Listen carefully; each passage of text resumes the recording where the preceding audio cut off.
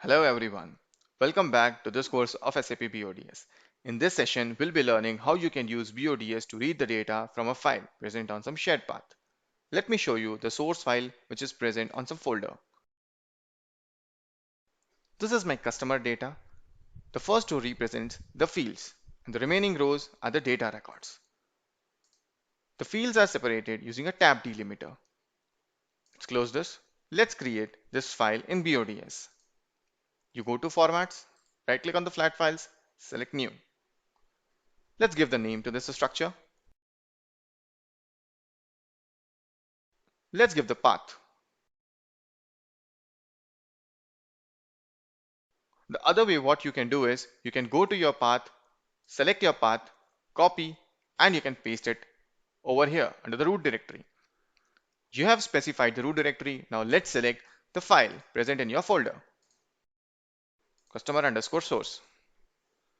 It says override the current schema with the schema from the file you selected, which means by default file format editor proposed you a schema that contains field 1 with the data type as varchar and size as 100. When you click on yes, the current schema or the source schema will override your file format editor schema. Let's see how. As you can see, this current schema has overwritten the schema proposed by your file format editor, but the data looks a bit weird. Let's correct it. As I said that my file is tab delimiter. It's not a comma separated file, neither it's a semicolon separated file. The records are separated using tab spaces. So let's give tab here. Okay, I have my data file now ready. But observe one thing, it's field 1, field 2, field 3, field 4. Why it is not the actual fields? Corner, land 1, name 1, ORT01. Why? Because it has read or it has considered the complete file as records. But if I specify skip row header and I set it to yes, then in that case, the fields will be overwritten with the real field names. I'll just change the data type. I'll make all of them varchar to be easy.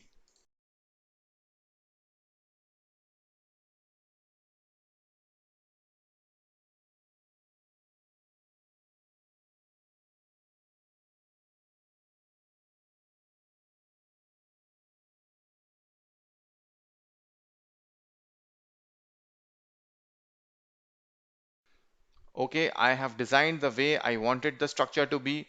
Let's hit save and close. I have my structure created. Now let's read the data.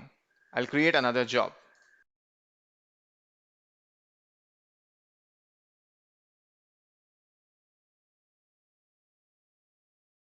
This time, let's call a workflow.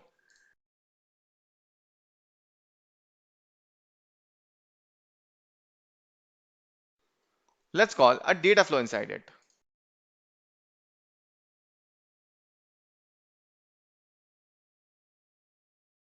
Let's call this a structure. I'll make this structure as a source. Let's call a query transform and connect the source with the query transform. As I said, that query transform functions like an SQL query.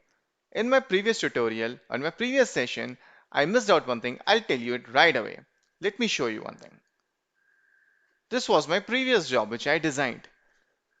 The source and target both are SQL, but I said this query transform functions like a SQL statement. How? I'll show you what kind of a SQL query is generated with this flow. You go to validation, select display optimized SQL. As you can see, this is what my SQL query looks like. That will be processed when my BODS processes this data flow. Observe one thing. Here it is insert statement. So whenever you have an insert statement in your SQL, it means it's a full push down. By full push down, I mean the complete load would be given to the database. If it's a select statement, for example, if it is select into DBO, the table name, the field names and all, don't focus on this select statement, focus on the first select statement. If it is a select statement, in that case, it's a partial pushdown, which is not a good performance optimization. Let me close it. Let me go back.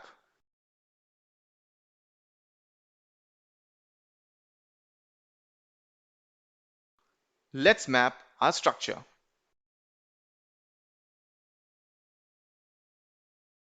I'll simply drag and drop.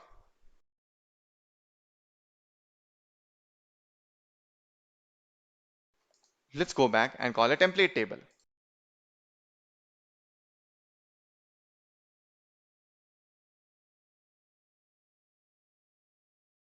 In real-time project scenarios, if you select or if you create a table in some other data store which you do not have or which your user is not having access to, at that time you'll get an error.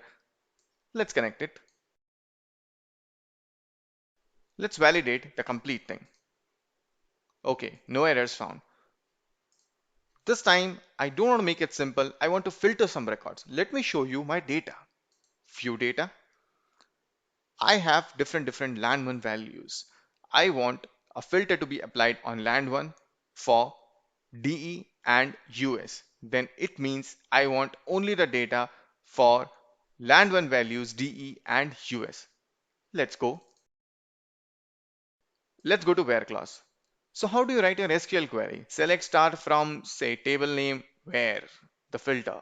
The same thing I'll be doing here. Let's drag it here equals to DE US. But wait, in SQL query, do you give equal to when you have two parameters? No, you give an in operator. So let's remove this equal to and give in. It's same as in BODS. Here I am. So everything looks fine. Let's go back and trigger our job.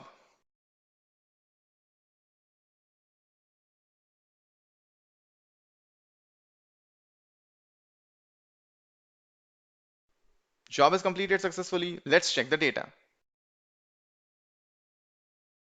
So total, there are 183 records out of the complete source data which have land 1 values as US and DE. How you can confirm? This time you are having only 183 records. What if you are having, let's say, 1 million records? How would you do that? Whether you have applied or whether the condition which you have applied is correct or not. So do one thing, right click on land and profile. This is called profiling. So you see, you have only two values, other 0, which means apart from US and DE, you do not have any other value for this field. Same way, I'll show you for source. Okay, I cannot do that. I can only hide. Why I was not able to do? Because this time it was not a database table. That is the reason. In file format, you cannot do that. So that's it for this lecture. You have learned how you can read the data from a file using BODS. In the next lecture, I'll teach you how you can write the data into a file using BODS. So thanks for watching. See you in the next section.